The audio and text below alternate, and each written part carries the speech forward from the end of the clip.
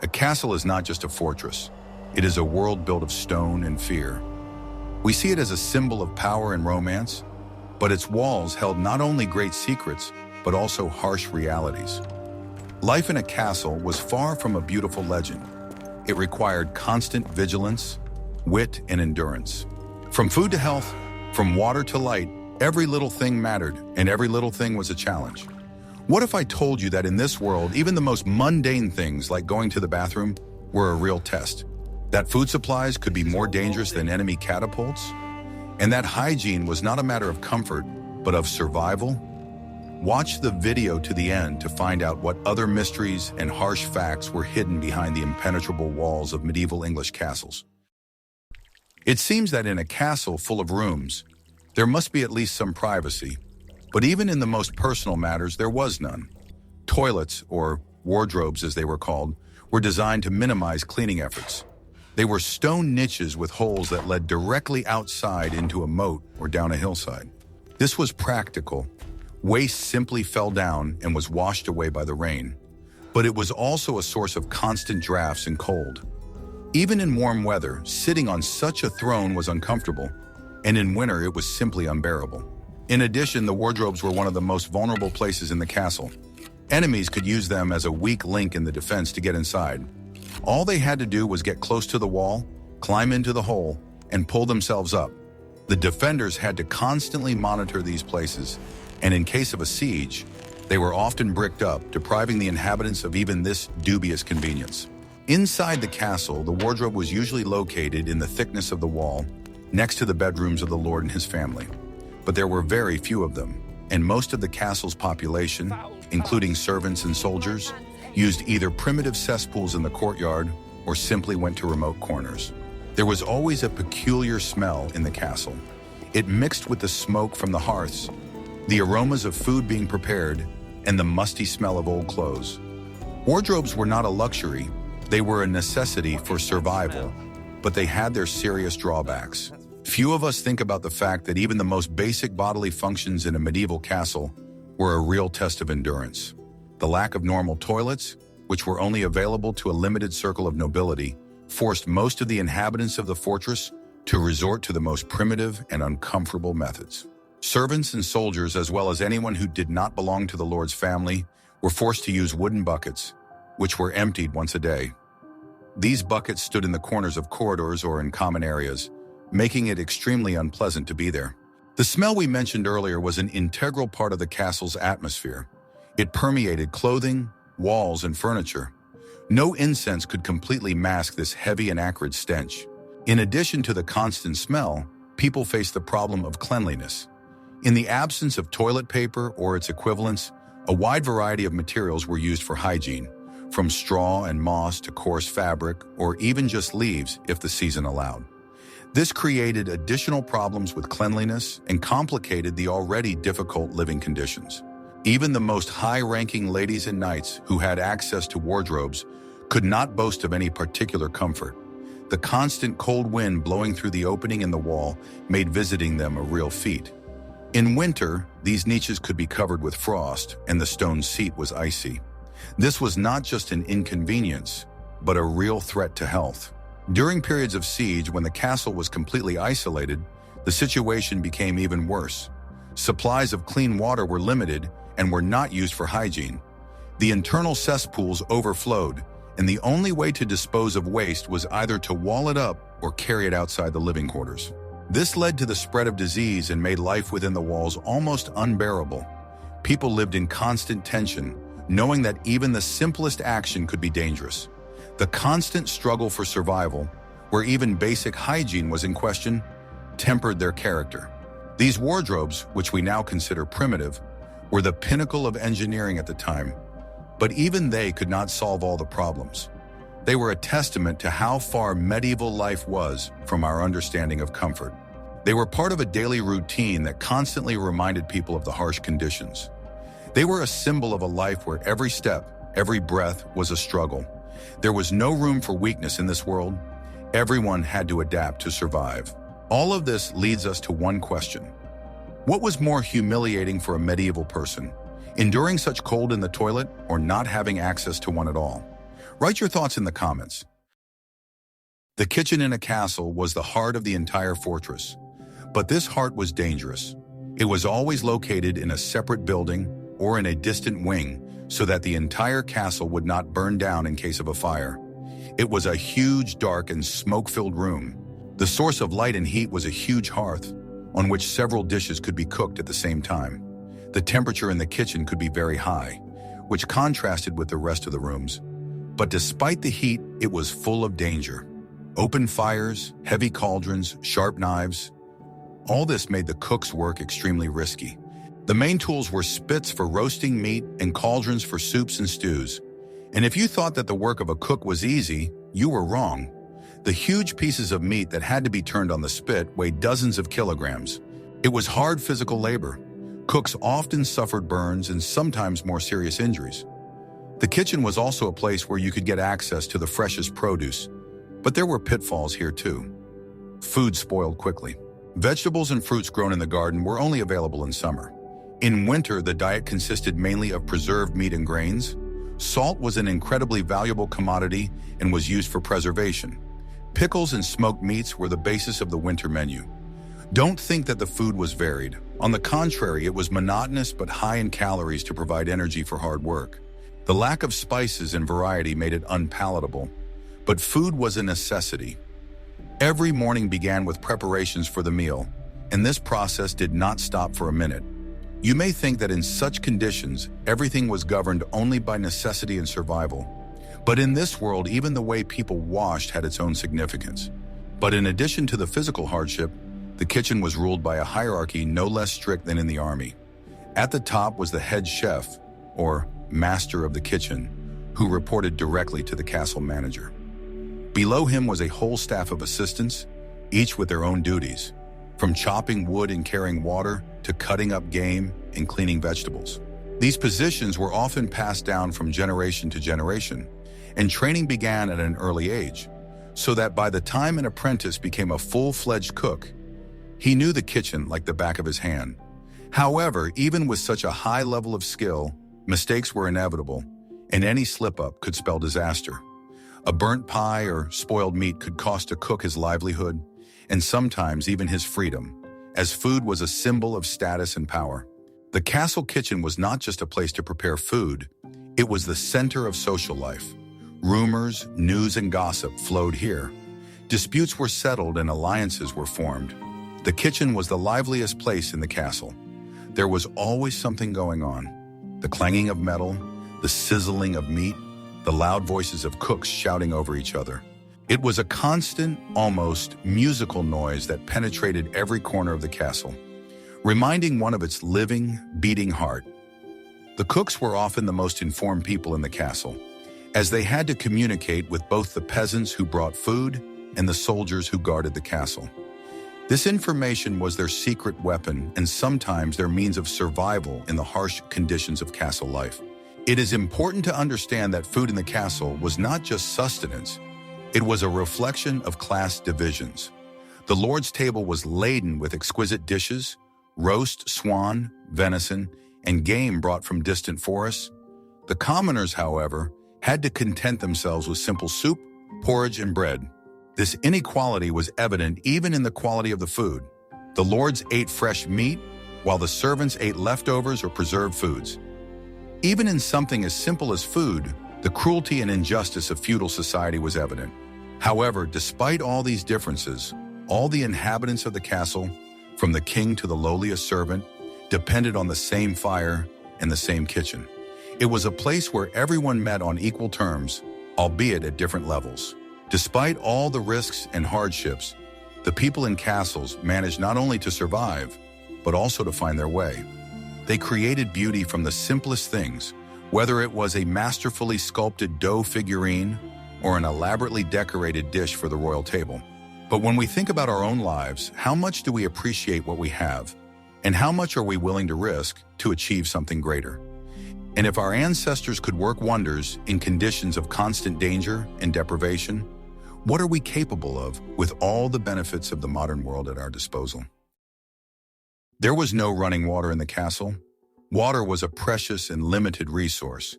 It was carried in buckets from wells or nearby rivers.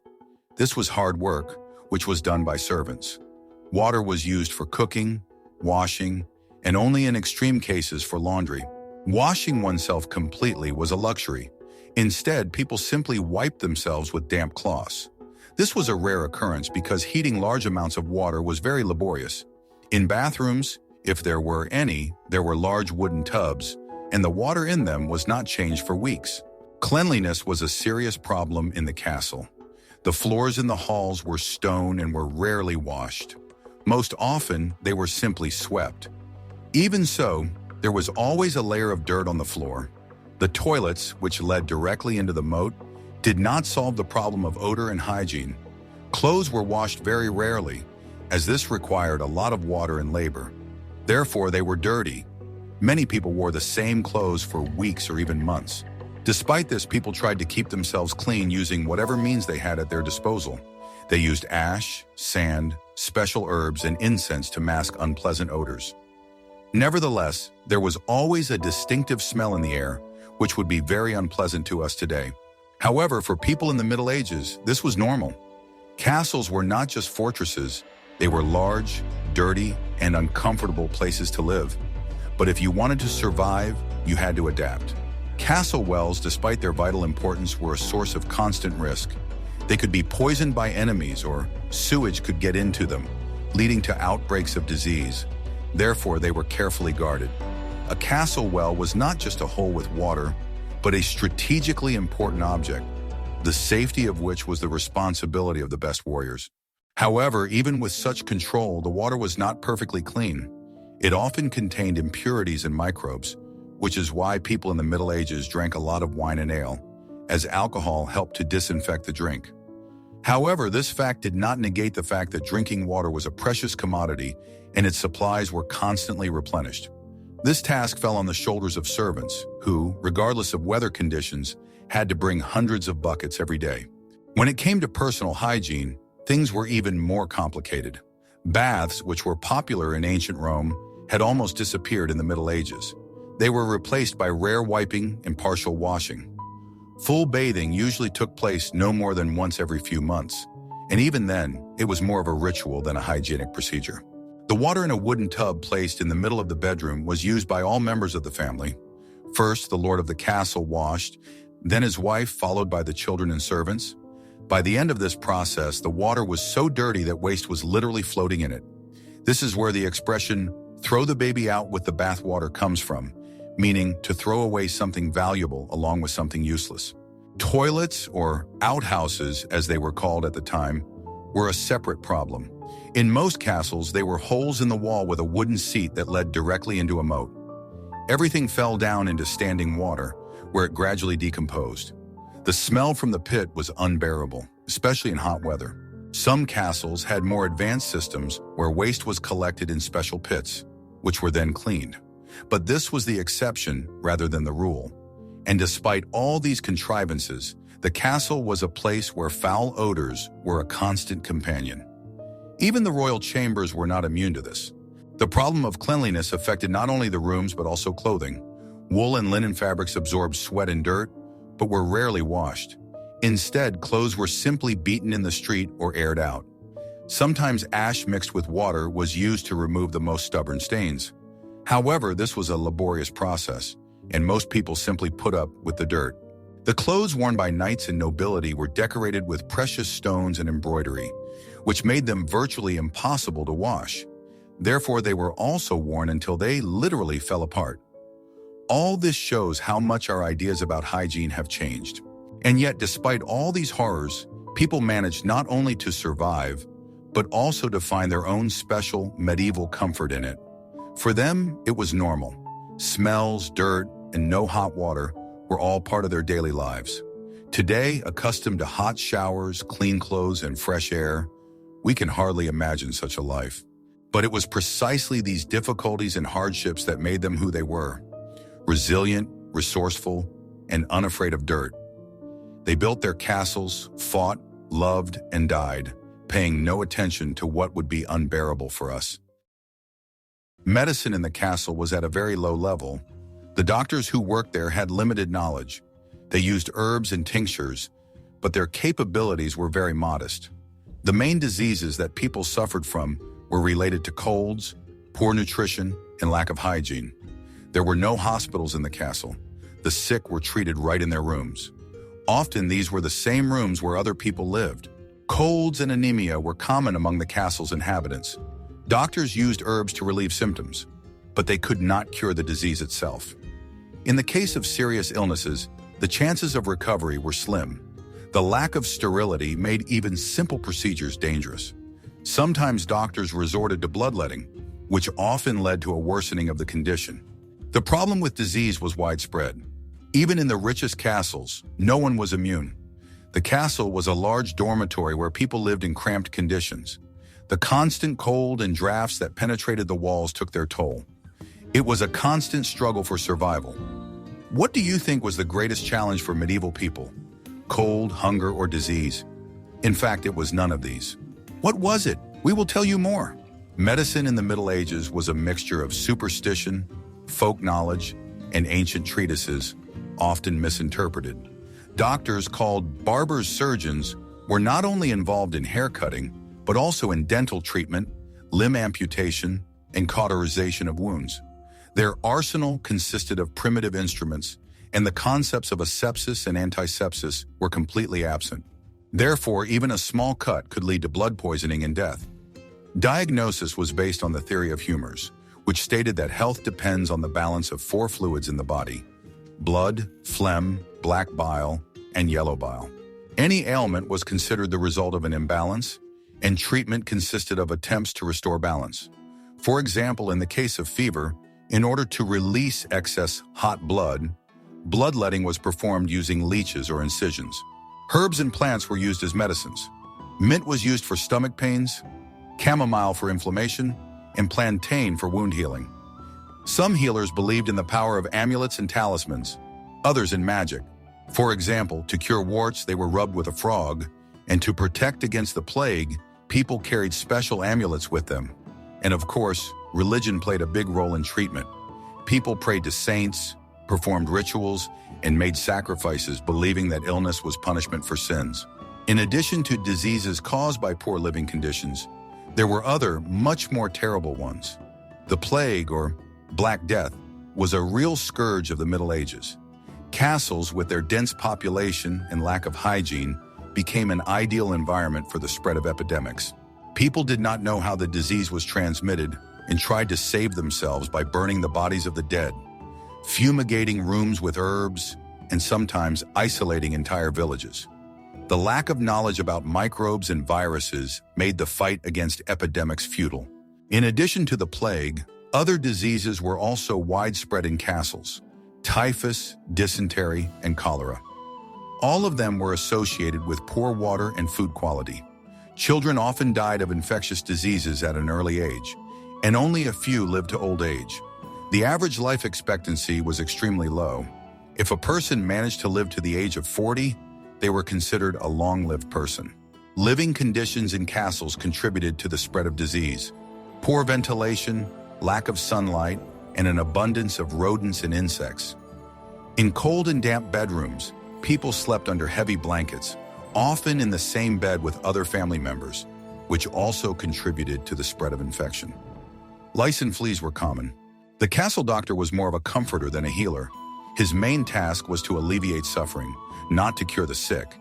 He could prescribe herbal decoctions, advise prayer, or perform rituals, but in cases of serious illness, he was powerless. Unlike monasteries, castles did not have an organized system of care for the sick. Monasteries had their own infirmaries where monks cared for the sick, but in a castle, everyone survived as best they could. The lord and his family received the best treatment, while the servants and peasants got what was left. Thus, social inequality was evident even in the struggle for life. This constant threat of disease made life in castles even more unpredictable and dangerous than it seems at first glance. What do you think was the greatest challenge for medieval people? Cold, hunger, or disease? In fact, it was none of these. What was it? We will tell you more. Life in a castle was a life of waiting for the next harvest, the next siege, the next winter. It was a life full of uncertainty where every day could be the last. Castles were built to protect, but they were also prisons. People could not leave their walls. They were locked in there. The food in the storerooms could run out at any moment. The water could dry up. If the castle was surrounded by enemies, people began to suffer from hunger and thirst. And even if they survived, they had to rebuild their supplies after the siege. It was very hard. Life in the castle was monotonous. There was little entertainment. People worked from morning to night and had no free time. Their entire lives were devoted to survival. They depended on the Lord, on the harvest, on the weather. Their entire lives were subject to the cycle of nature. The greatest fear for the castle's inhabitants was a siege. It was not just a military conflict, it was a test of endurance and strength of spirit. When enemy troops surrounded the castle, life inside changed beyond recognition. The usual daily routine was disrupted. Everyone, from the Lord to the lowliest servant, was involved in the defense. The castle turned into a giant military camp where every person counted.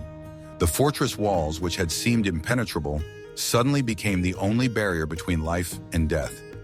People slept on the floor in their armor, ready at any moment to rush to the walls to repel an attack.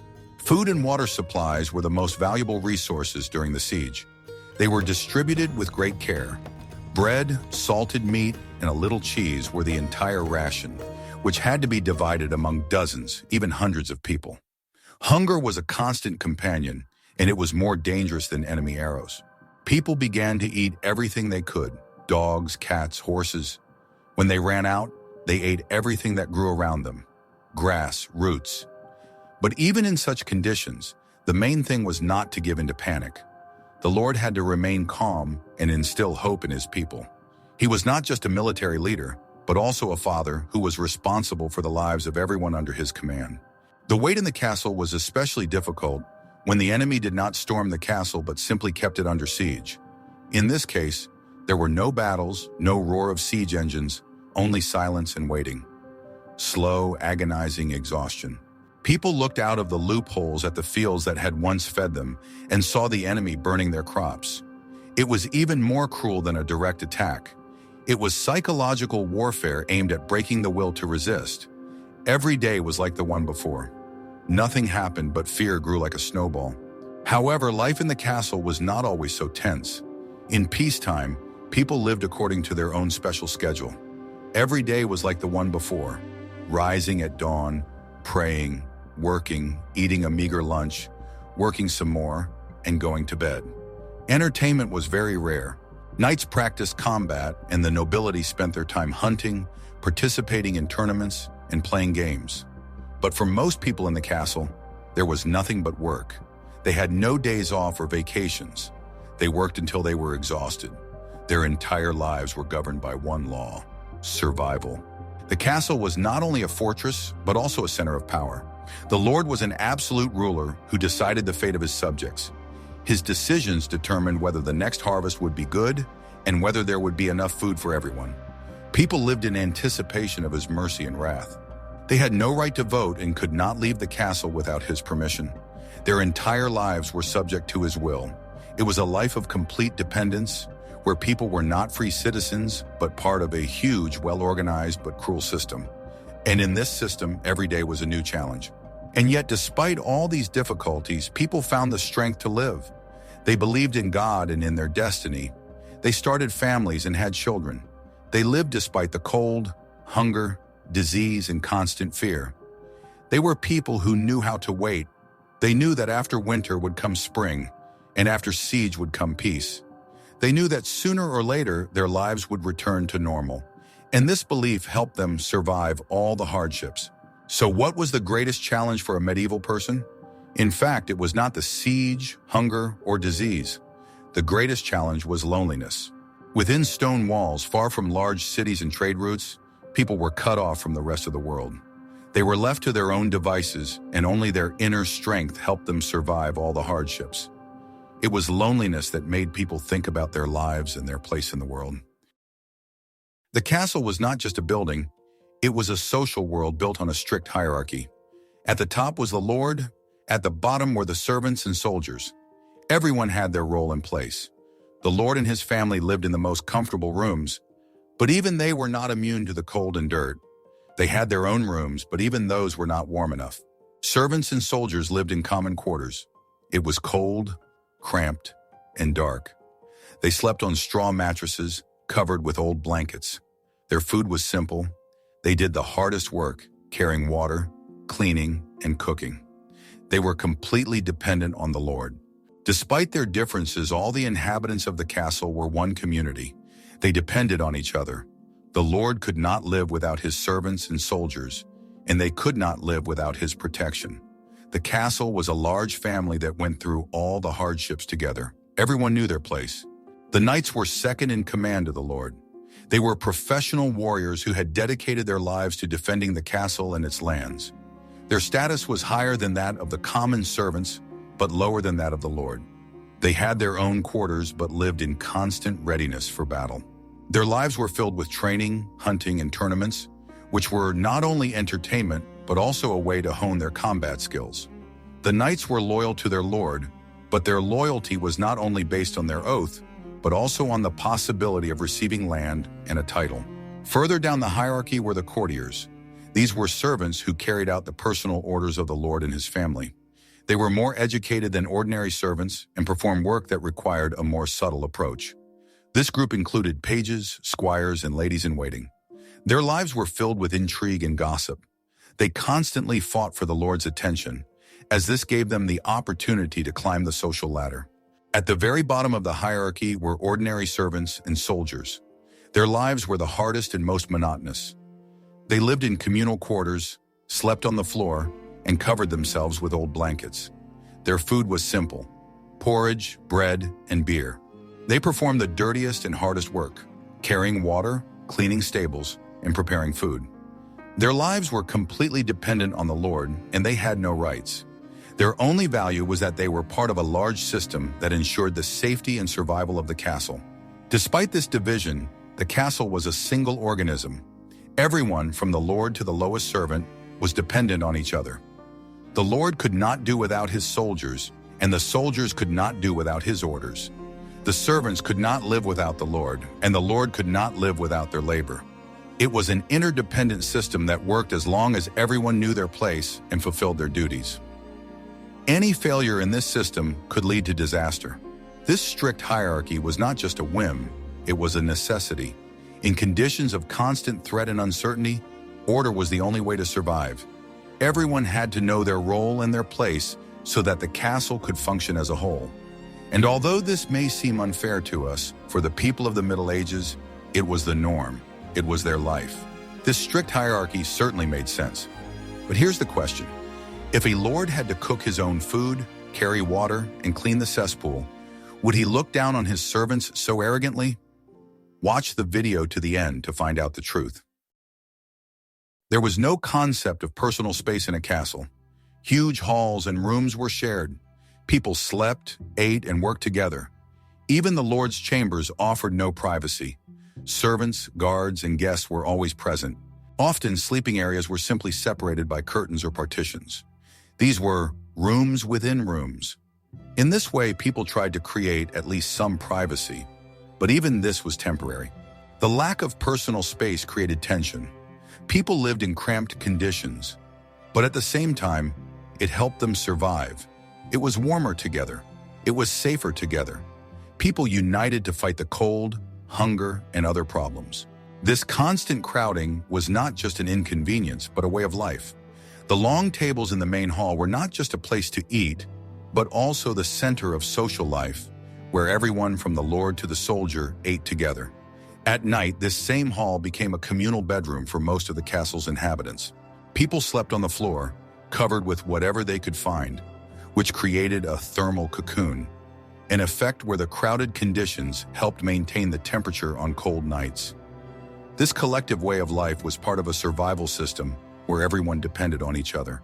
Even the Lord, who was considered the top of the social pyramid, did not have complete privacy.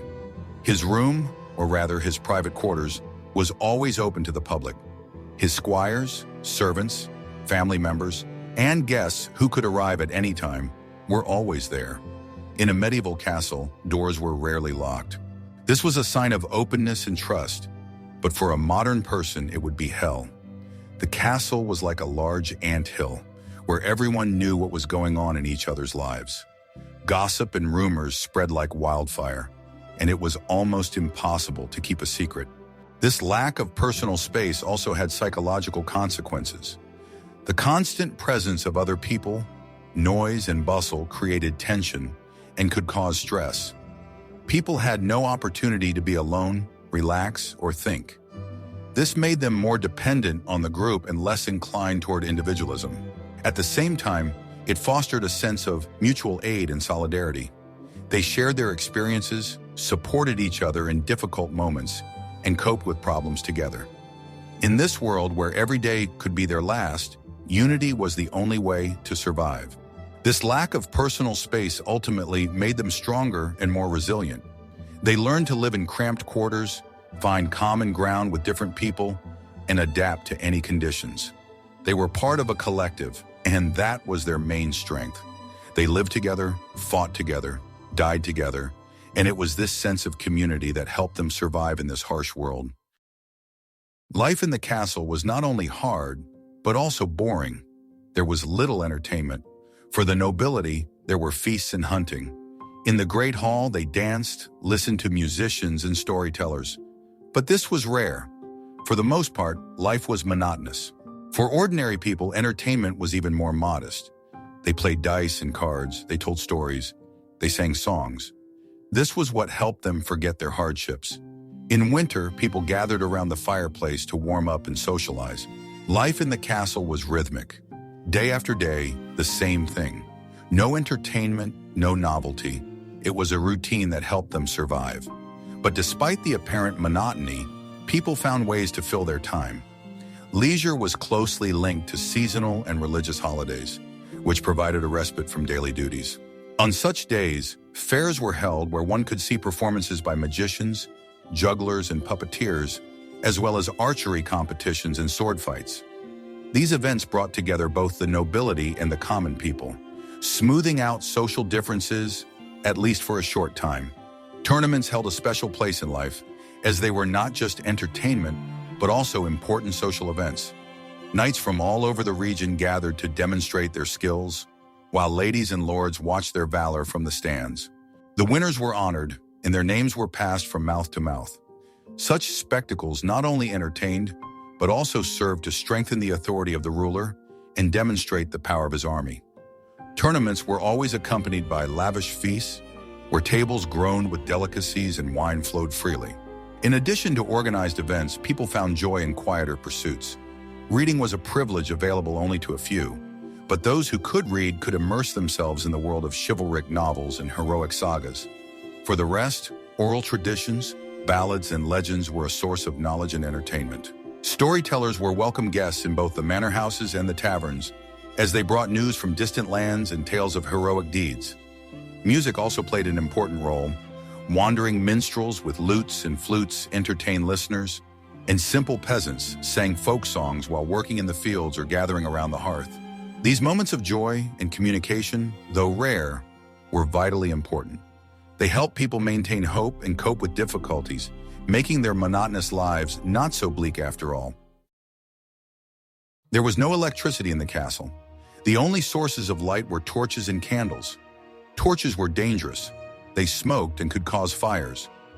Candles were very expensive and were used very sparingly. Therefore, when darkness fell, life in the castle came to a standstill. People went to bed early, as it was impossible to work or socialize in the dark. They sat by the fireplace where there was at least a little light, or simply went to sleep. The lack of light was a big problem. It created danger, as in the dark you could fall, hurt yourself, or get lost. The people who lived in the castle were used to it. However, in addition to physical discomfort, the lack of lighting also affected the psychological state of the inhabitants. The long, dark evenings contributed to the development of gloomy moods and superstitions. Every rustle seemed to have a mystical meaning, and ancient legends about ghosts and monsters living in the castle's dungeons seemed more real than ever. Life after sunset was filled with silence and fear. The castle corridors, which were noisy and full of life during the day, turned into labyrinths of shadows at night. Servants did not dare to walk through them alone, and noble ladies and lords preferred not to leave their chambers. The only place where one could find any liveliness was the great hall, where a fire burned. Here, people gathered to tell stories and sing songs, trying to chase away the darkness and loneliness. Night in the castle was not just a time for sleep, but a test. It required discipline and self-control from people so that they would not succumb to fear of the unknown. This forced isolation and enforced rest were perhaps one of the reasons why people valued bright days and holidays so much. The lack of light determined not only their daily lives, but also their worldview, making life in the castle truly harsh. The castle was a symbol of safety, but it was vulnerable. The constant threat didn't just come from enemies. Natural disasters, hunger, and disease were all part of life. During a siege, people could go hungry and thirsty. The constant threat created tension. People lived in constant stress. They couldn't relax. Their lives were filled with fear and uncertainty. And yet, despite all the difficulties, people survived. They found the strength to live, fight, and not give up. They created their own culture and traditions. The constant expectation of danger affected every aspect of their existence. Defensive walls and towers were not just architectural elements, but silent witnesses to their fear. Every new day was unpredictable, and people learned to appreciate small joys. A good harvest, healthy livestock, the birth of a child. Fear of the unknown forced them to be vigilant and constantly prepared for the worst. This tension was reflected in their daily rituals and beliefs. People prayed to gods and saints to protect them from misfortune and made sacrifices to appease nature. They believed in signs and omens, trying to predict the future. All this helped them cope with their feelings of powerlessness in the face of unknown threats. This constant stress strengthened their character. People learned to unite in difficult times, help each other, and find comfort in the community. Their resilience was not just survival, but a form of resistance. They did not allow fear to paralyze them. On the contrary, they turned it into a source of strength. It was this desire to live, fight, and create, no matter what, that made their lives meaningful and significant. A medieval castle was not so much a romantic place as a harsh test. Life there was full of difficulties, from cold and hunger to a lack of hygiene and personal space. But despite all this, people survived and adapted. Their story is one of strength and endurance. Which of these facts about life in a castle struck you the most? Share your thoughts in the comments. Don't forget to subscribe to the channel to learn more about the dark secrets of the Middle Ages.